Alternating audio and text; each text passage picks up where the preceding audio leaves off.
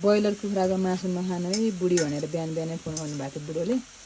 अनि त्यसपछि मैले चाहिँ बुढोको कुरा मानेर ब्रोइलर कुखुराको मासु नखाने निर्णय गरेँ। अनि टमाटर पकाउनु पऱ्यो।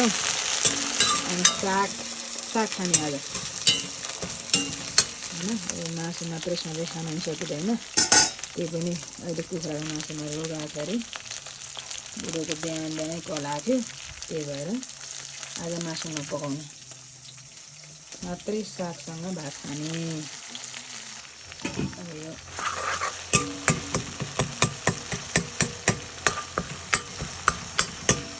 भएको छ होइन। यहाँनिर चाहिँ साग हाल्ने यो चाहिँ होइन। मान्छेहरूले चाहिँ साग मात्रै होइन फ्राई गरेर होइन भन्नुहुन्छ, मलाई चाहिँ त्यस्तो होइन। मलाई चाहिँ फेरि पुरै मस्तले पकाएर नुन खोर्सानी सबै के यसमा टमाटर सबै हालेर पकाएको मात्रै मिठो हुन्छ फेरि सागमा चाहिँ।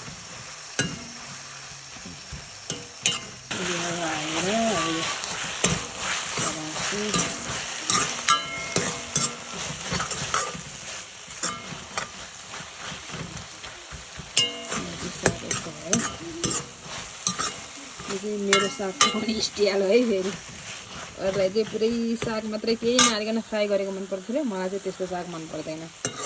मलाई सबै लाग्नुपर्छ।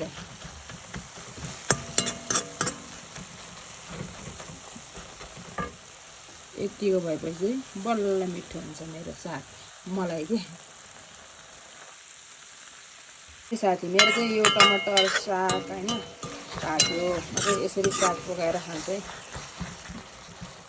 मलाई त्यो फ्राई गरेको साग मन पर्दैन।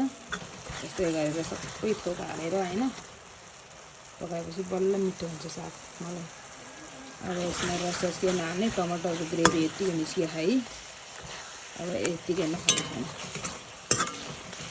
यतिकैमा खाना हाल्छु म।